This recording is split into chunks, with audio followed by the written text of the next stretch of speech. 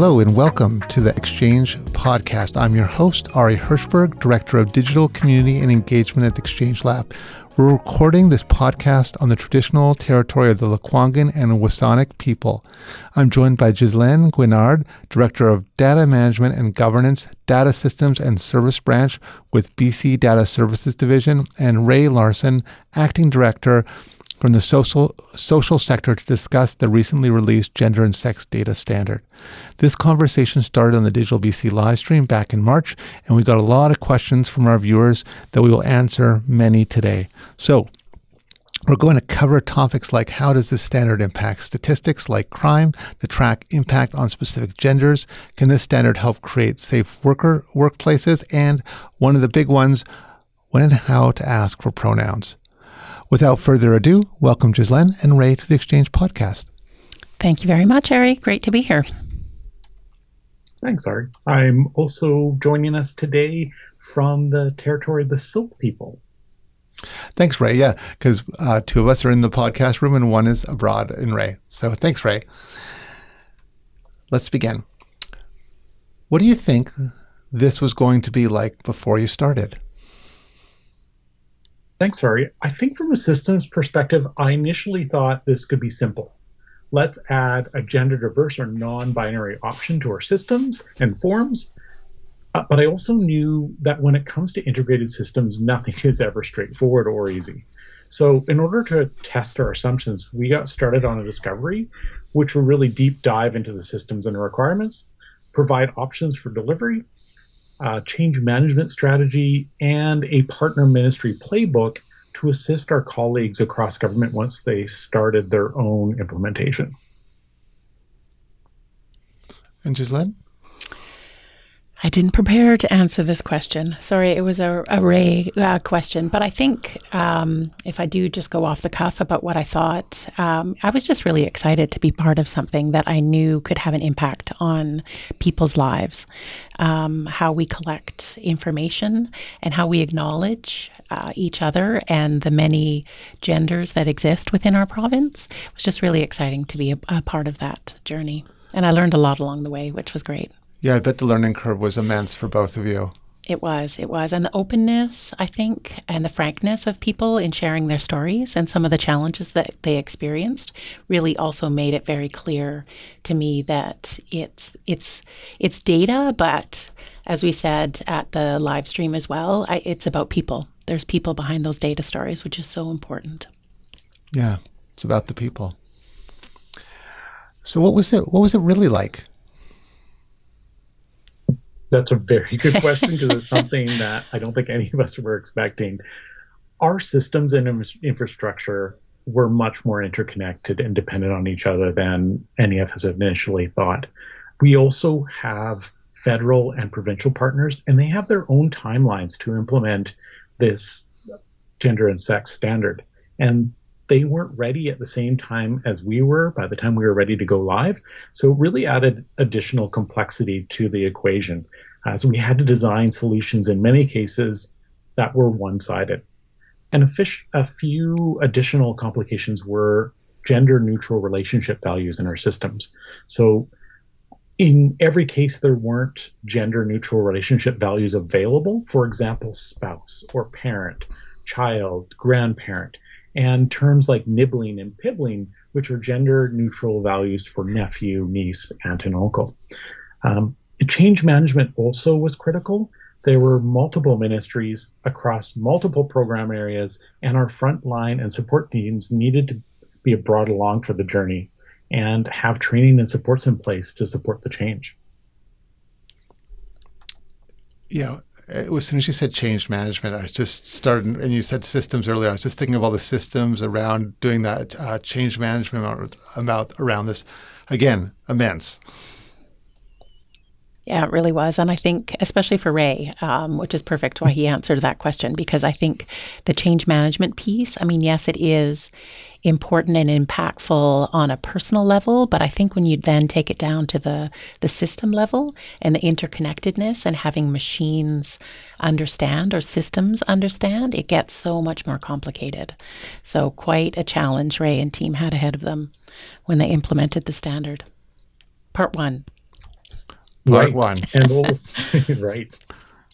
And also when people were being brought along for the journey, they needed to understand in many cases in graphical ways how the alignment to the standard, how this impacted them and their jobs, and how they would bring the public along for the journey as well, and how they'd interact with the public using these new terms, and how they'd use the systems with these new terms.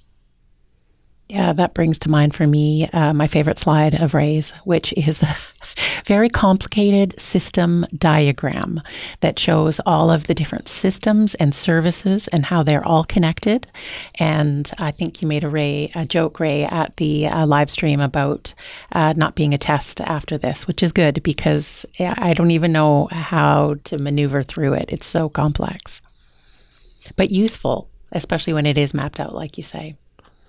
Yeah, a good map really helps, especially on one page. One page. Yes. Okay, so what's happening to bring our internal British Columbia Public Service employee data into alignment with the standard? This is an excellent question, and an excellent question for our public service agency, which in preparing to answer this question, I did reach out to their chief data officer. So what I can share is that yes, they are aware of the standard. They are currently aligning their collection of demographic data in their corporate surveys with the standard, and they are beginning the investigation regarding the collection of gender and sex in their HR systems, as well as planning next steps for how to implement that. Nice. It's great. What is the standard for data collection now? Our group recently converted to asking pronouns she, her, he, him, they, them. Is that applicable and appropriate? Absolutely. Yes. Pronouns are very applicable and appropriate, and it's great to hear that your group has started asking for them. There really was no standard before, which is why we do currently see the conflation and confusion between sex and gender. So this is, in a way, a bit of a new world where there is a document that can help support people to understand the difference between and then know when they should collect what and or when they shouldn't collect, because we really do underline don't collect it if you don't need it. And since this is so new, have you noticed anything different? Like, have you seen anything different since, like, or had questions around it? There has been, yes, definitely some questions. There is still a bit of confusion about what is sex versus what is gender. And I think that's something, especially because in a lot of our documents, and we actually have an example later on, we do still conflate. So we talk about gender, but then we use the terms male and female. And so it's going to take a while before we really understand and can appropriately use, I think, both of the terms. So lots of good questions about that.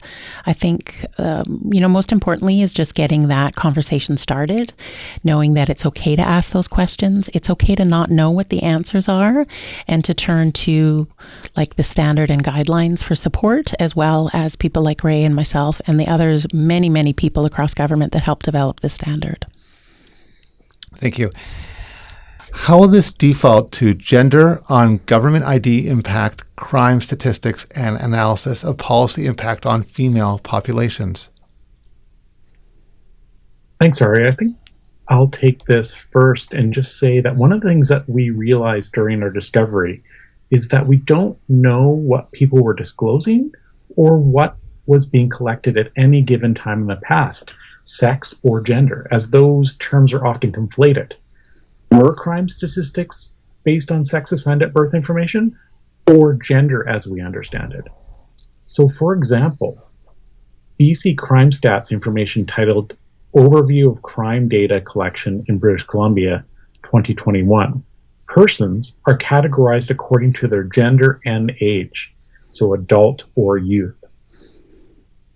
And maybe I'll just pass it over to Gislene so we can explore the confusion and how these terms are conflated. Yes, Wonderful. Absolutely. Yeah, Ray, that's a perfect example, I think, of the conflation and confusion. So first, the example that Ray just quoted mentions gender, but then it uses the sex, male, to describe the demographic information. So right off the bat, we're a little bit confused. Are they talking about gender or are they talking about sex? It could be either. We just don't know. So that's where we really need to get some clarity and some better tools in order to support us to ensure that we are collecting the information that we intend to be collecting. And not only for, say, our surveys or, asking the question, but also making sure that when someone is answering it, that it's clear to them what we're meaning. So, and again, back to some of the comments we've made earlier about the confusion between the two, and people really don't know, like, I'm a woman, is that my sex or is that my gender? And, what does that mean? And so making sure that people are clear when they're answering it. Because again, I think it's fair that people aren't. I mean, those are relatively new definitions that we haven't used. And now that we are using them, we need to make sure that, that it's really clear what we're intending to do. So given that they have been conflated and confused, as in this example, it's going to take time for things to get sorted and properly defined, and then the data collected and understood clearly. I think this is an interesting question, and I'd love to chat further with the person who asked this question, because I'm wondering what the concern is. And so, like, in bringing in, again, our own bias, our own thinking on this, I'm wondering, like, is it that gender could be woman, for example, but the sex assigned at birth is male, so that the stat would now be considered woman based on gender, but the sex would be male, and so that would change or create some sort of bias at play regarding which gender and or sex would alter the crime statistics. So I think it's asking those kind of questions and then diving deeper into how we get an answer to them. We have to understand the bias. We have to understand where we conflate and confuse the two terms. And we have to kind of filter through that so that we can get some clarity and ask the questions in maybe a broader way. So maybe we do separate, what is your gender? What is your sex? Are you transgender? Are you cisgender? Like, maybe we have to dive a little bit deeper into some of these questions in order to really understand what the impacts are. So what are some of the stats, and how does this conflation impact the community? It's a great question, Ari, and I think that's really why we need the data. That's why we need it accurately defined and collected in a consistent manner, i.e. the same way, so that we know what we're looking at. Are we looking at gender, man, woman, non-binary person? Are we looking at sex, male, female, non-binary person, or intersex? I was able to pull some data from a website, canadianwoman.org, and really it did talk about abuse for Canadians, and it did pull some interesting information, and actually some rather shocking and sad information, but that anybody can be abused. This is a quote from their website, no matter their background, identity, or circumstance. But women, girls, and gender diverse people are at high risk of gender-based violence. Some are even at higher risk due to additional discrimination and barriers that they face. This includes women with disabilities, Indigenous women, racialized women, trans and non-binary people, and women who are homeless or underhoused. People facing abuse may or may not have access to the services that meet their needs. For example, people in rural or remote areas. And this is something that is integral to the work that we do within the BC Public Service, which is why I think it's so critical that we do collect and understand this data in order to help correct systems or sort of missing gaps or anything that we've got. Some of the statistics are, like I said, shocking and kind of sad. 4 in 10 women have experienced gender-based violence. 3 in 5 transgender women have experienced intimate partner violence. Indigenous women and girls are 12 times more likely to be murdered or missing than any other woman in Canada, and 16 times more likely than white women. Women are 5 times more likely than men to experience sexual violence. Intimate partner violence is 5 times higher for rural women than for rural men, and 75% higher than urban women. I think this is why we really need this data, and why we need to understand as well the intersectionalities between this data, or intersectionalities of this data, and how it affects people in order to really better understand the inequities and support the people that live in this province. Yeah, when I hear numbers like that, it really gets to the heart. It really does. I mean, it's shocking. And they, mentioned as well, like the number of women that are killed every 6 days a woman is killed in our country. So absolutely, it's information that we need to understand, and we need to make sure that we can document it. And through the conflation, I think sometimes things can get lost where it's not as clear. And actually, intersectionality is one of the things that I think highlights this the most clearly. And that is, and it all began from an American lawyer who came up with the term, and she coined it based on the fact that what she was noticing from a woman that she was representing, a Black woman, who was saying that the company wasn't hiring Black women. Well, they looked at the data. Well, sure, we're hiring plenty of women. Sure, we're hiring plenty of Black people. But what they realized in looking closer at the data, they were hiring white women and Black men, but not Black women. And so you really have to understand the data, and you have to be able to break it down and look at, to keep using the word intersectionality, but the overlap, and how data is wonderful, but data is also something that we have to be really mindful and careful about the interpretation. Because of bias, we sometimes miss things that we shouldn't.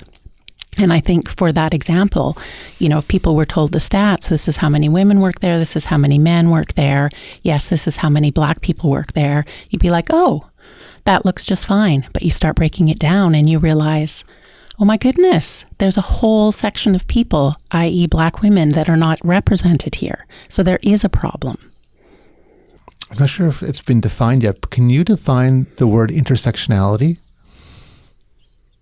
Sure, Ari. For those who are not familiar with intersectionality or intersectional analysis, I'll paraphrase here a bit from Wikipedia and other sources. It's an analytical framework for understanding how a person's various social and political identities combine to create different modes of discrimination and privilege. Intersectionality identifies multiple factors of advantage and disadvantage. Example, these factors include gender, race, sex, ethnicity, class, sexuality, religion, disability or ability, weight, and physical appearance. These intersecting and overlapping social identities may also be both empowering and oppressing. Thank you, Ray. That's great. And I want to add to Google intersectionality. I did that earlier today, and that's how I came upon Kimberly Crenshaw, who's the American scholar and lawyer who coined the term. And there's some really great YouTube and other presentations and discussions on the topic. How might we use this data to create more inclusive and safer workplaces for BC public servants when we often hear that diversity and inclusion is an HR issue, not an issue of the built environment? That's a great question. And I would start off by saying that it's not an HR issue. Yes, HR is often leading the way with developing training and awareness, but creating a safe and inclusive workplace is something that we all have to work together to achieve. I like that answer because to me, a lot of things come down to the community you're working with. Absolutely. Yes. And we all do play a role in that. We can't leave it in someone else's hands to fix the culture. We're all part of the culture. Yes. How are we addressing assumed competence of male identifying people and the opposite, the unconscious assumption that female identifying people are less competent? I don't put my pronouns on stuff to try and short-circuit unconscious bias in my correspondence. This is a thought-provoking and tough question. Yeah. So thank you to the person who asked it. We do live in a world with inequity. It's based on multiple different things, gender, race, and a whole list of other socio-demographic factors. The first thing that the standard tries to message is that we shouldn't collect information if we don't need it. The standard also recommends including a prefer not to answer as a list of options always. There is still a lot of growing and learning that our society needs to do about us understanding and correcting these biases. Personally, I do identify my pronouns in my signature block, but I am aware and appreciate that I can sometimes say, nope, not going to answer that. When, for example, I was completing the daylight savings survey a few years back and gender was asked, and I didn't answer as I didn't see how it was relevant, and then I worried my vote would be discredited as I was a woman answering. So I can really understand where this questioner is coming from. I think the important thing, though, too, is that we recognize and we need to have that accurate data in order to really understand what the problem is. So yes, there is a bias that still exists, that, males may be stronger at some things and women may be better at some other things, not competent, to quote this person.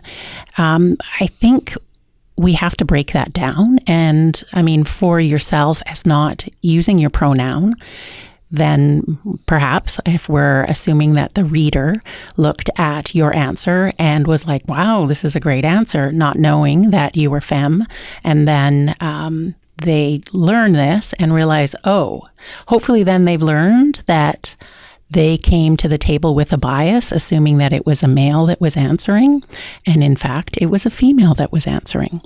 So that's another place where it's a tough way to answer, and I'm getting a little tongue twisted here, so do jump in, Ray, if you've got something to add. But to me, it seems like we have to balance that. We don't want to put ourselves in circumstances where we are harmed because of bias that exists with others. But we also have the opportunity to showcase how we don't fit those norms in a way that those biases expect us to. And I think there's real power in that. But we do have to kind of balance that with the world that we live in so that we're not harmed. But again, I'm going to use the word power because I think it is powerful to showcase that those biases are sometimes, and maybe often, not accurate. And by not falling into the trap of making them seem like they're relevant or true, we can maybe break down some of those barriers and those walls. Thank you. That's a wonderful answer. How does this statistic compare to statistics for Indigenous community? I'm not exactly sure about this question. I think that it's probably referring to the stats on homelessness and the pay gaps that Ray mentioned during the live stream. So operating under that assumption, I'm going to hand this over to Ray because we discussed the answer to this a little bit. Ray, please.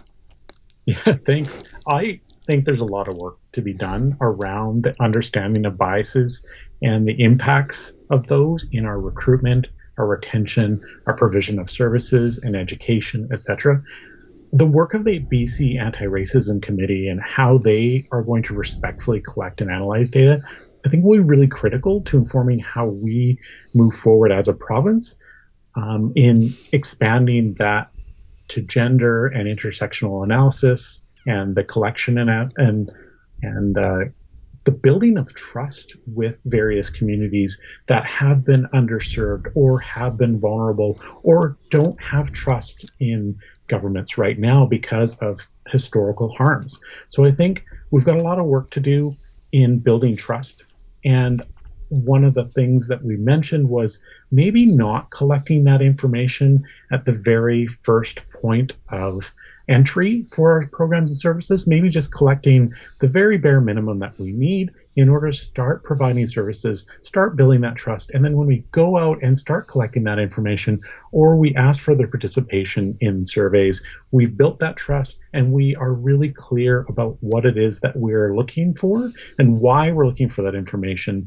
Be super specific, be very thoughtful about how and why we collect that information so that when we do the analysis, we know that we've got the information and it's trusted and that it's really clear what it is that we are collecting. I think that's something we didn't elaborate too much on in our first live stream. So Yeah, that's true, Ray. And I think you've really hit it as well in mentioning the BC Anti-Racism Committee and the work that they're doing under that legislation, which really does encompass the nothing about us without us. And the committee is made up of racialized and Indigenous community members who are helping to shape what the questions look like, what the research will be, what the data will research, what's allowed, what's not, what's important to community.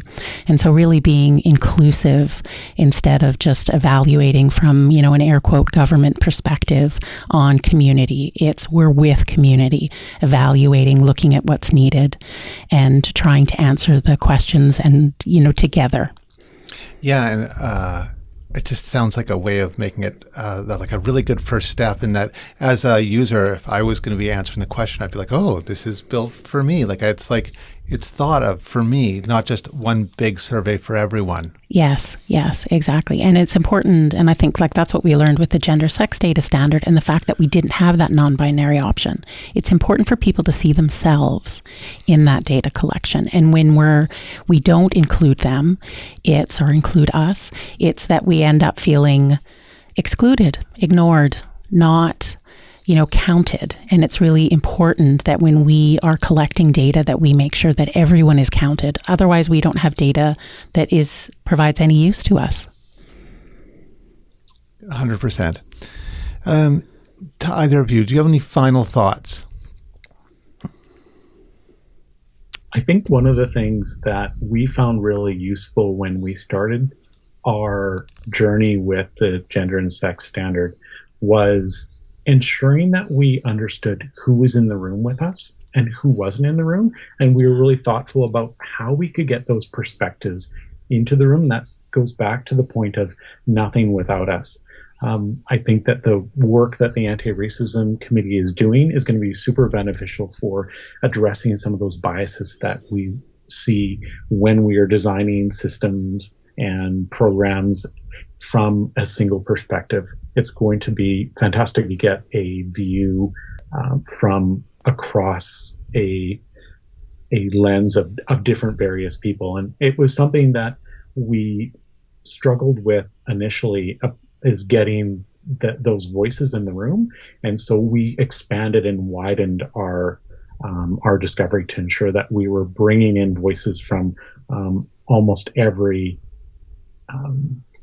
area or every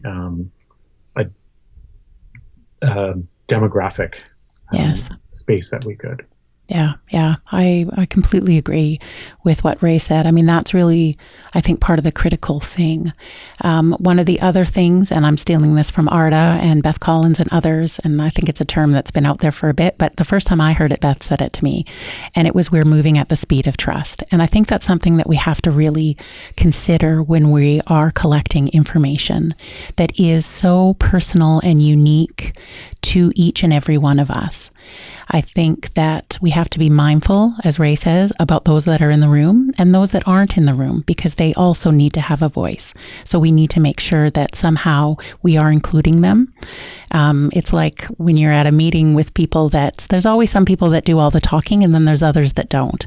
The others that don't need to be heard as well. So we have to do better at finding ways that we can bring out their voices and make sure that they are heard. I also think that it's an opportunity to open the door and have the conversation. And I think that's one of the most important, impactful things that has happened to me as being part of this standard. It's a data standard. The people are like, oh, it's a data standard. But when you realize it's about people, that it affects people, it can hurt them or it can help them. So start talking and start listening. What are these impacts? Some of the stories that I heard about the harm that we've done in government by not understanding the difference between gender and sex, by asking questions that we really shouldn't be asking. It's important to be mindful of that. And I think it's also important to hear what others have to say. And either it's with words, or it's with their, body language, or it's with their lack of presence in the services that we are providing. I think it's really, critical that we kind of open up those other ways of learning and listening to make sure that we are as inclusive as possible. It was a lovely answer. It was a pleasure hearing your thoughts, both of you. Thanks again, both Gislene and Ray, for taking the time to share your thoughts. To the listeners, I hope you enjoyed Hello, My Pronouns Are. You can connect with me at ari.hirschberg@gov.bc.ca or click the link in the show notes. Thanks for listening.